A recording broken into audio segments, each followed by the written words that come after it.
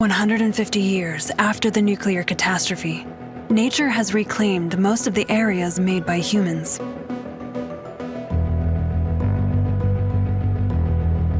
Floods have turned the land into a marshy wasteland. High plateaus are the only place new settlements can survive. Those of us who have survived want to create our new home there. Countless dangers await us, but it's time to leave the shelter of our Endzone.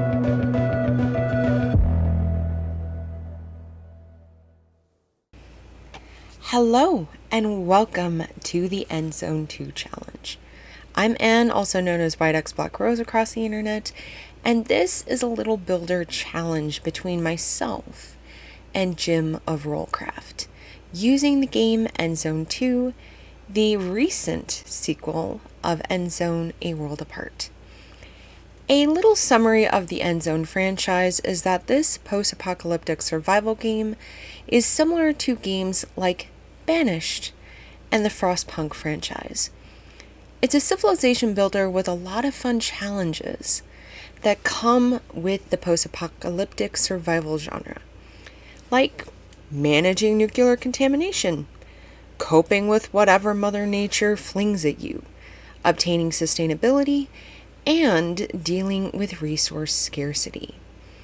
With Endzone 2, we have the exciting ability to drive vans and cars around as we explore the ruins around our base, which means that when we go out exploring for resources, we have personal control of our scavengers in a little mini game. So now for the challenge. Jim and I have started on the same Endzone map, and we're going to see who survives the longest, or play until whichever one of us fills out the map first. Or at least those were the rules we went by when we did this challenge on Patreon for the first game in this series a few years ago. I'm sure as we play past a certain point, we'll think of more challenges to add to this little video series. This time around, I got to pick the challenge seed, and 227790 looked like an interesting one. Our settings for the challenge are large and medium-sized zones, large ruins, high density for scraps and trees, and for sector properties, with each of the 3 sectors having the selection of all the resources and ruins spawning. One regret I have in hindsight while recording was that I didn't click the auto reveal for the map. While driving the van around to reveal the world is fun, I found that with my playstyle of fast speed, I kept forgetting where I sent the van. Or I would fixate on the van and exploration and forget missions back home. So, with all of that said and explained, let's dive into the story of the Libra settlement. After leaving the shelter, we had a van of survivors and a limited amount of food and water. Because of this little anxiety, I felt like I couldn't be picky about where we settled, since the longer we took to explore the map with the tagalongs, the lower the water and food resources would get. So, as soon as I found a settlement spot, I planted the flag and got to planning out the settlement. Playing off knowledge of the first game, getting a basic setup for food, water, and shelter was in order. But as I quickly discovered with the spot that I set up in, at least around the first immediate building, I had to clear the land of ruins so that I could build housing the way that I wanted to. So I planted some gathering flags throughout the settlement so that we could get a stockpile of scraps while also making some room for our first housing. In hindsight, I could have made things a little more compact with these first few buildings built, but hopefully these void spots are large enough that I can have roads or other community decorations that give settlers a moral boost.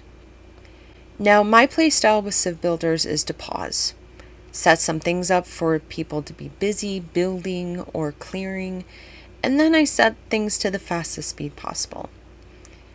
Because of this, there were a lot of things that I skipped over to do later on when we had more resources.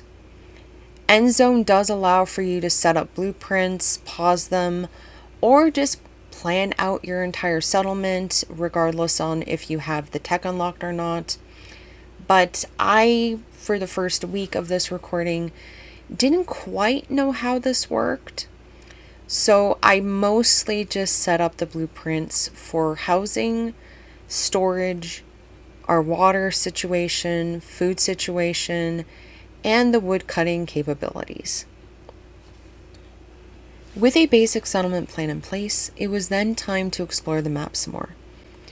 One feature of Endzone is that some items, like seed types, have to be discovered in the world first before you use them.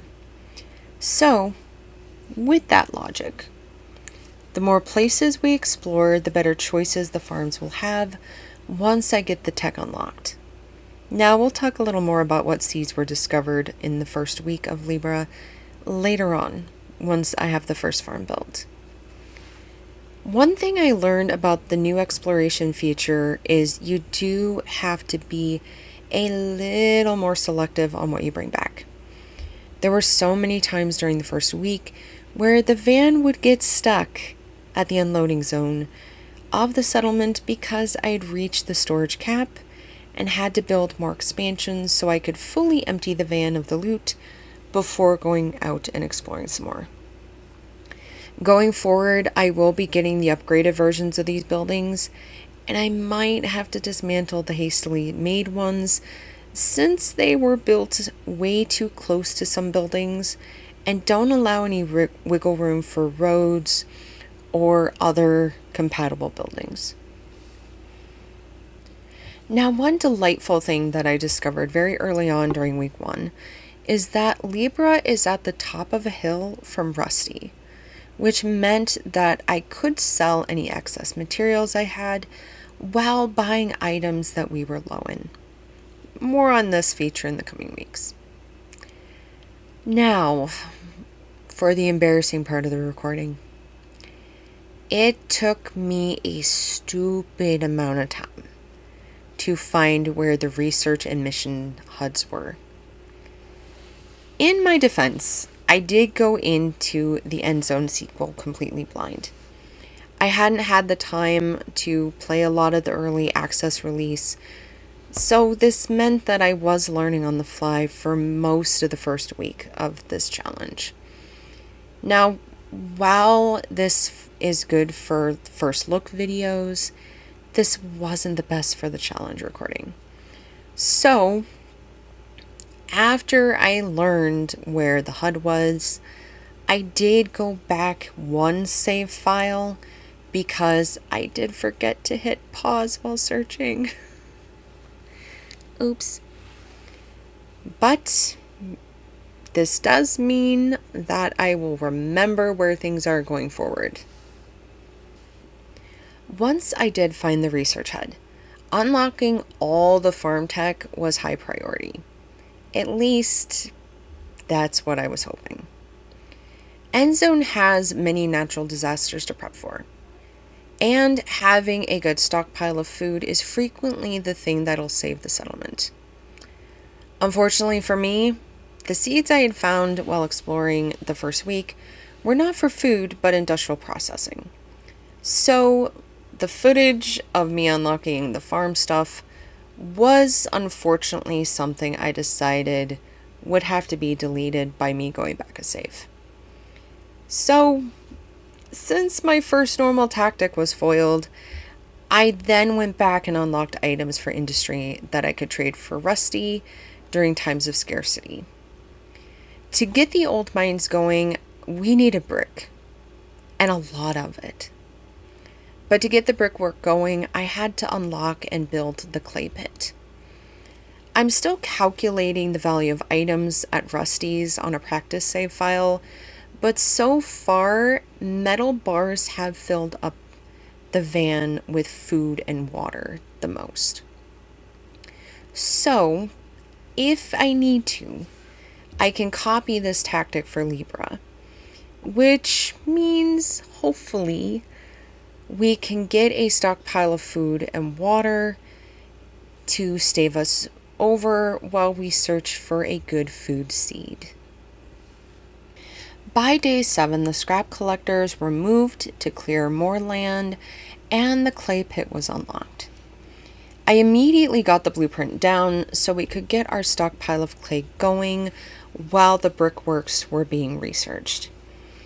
With more building in the near future, I also got a permanent wood gathering set up by making a woodcutter and a tree planter be side by side in a little corner of the map. In the future, I may need to move these guys a little more in towards the center, but for the moment we don't have that high of a wood demand outside of keeping our coal kiln going. And once we have bricks, we can replace the kiln with the coal mine and then upgrade the kiln. So, to finish off the first week of the settlement, we did more scavenging. And we had the great luck of finding a second generator at the very end. Sadly, to finish this location, we needed a ladder. So we loaded the van up with what we could reach in the minigame and drove back home. So, with the first week down, we look towards the future and prepare for the inevitable drought. See you next time. Bye-bye.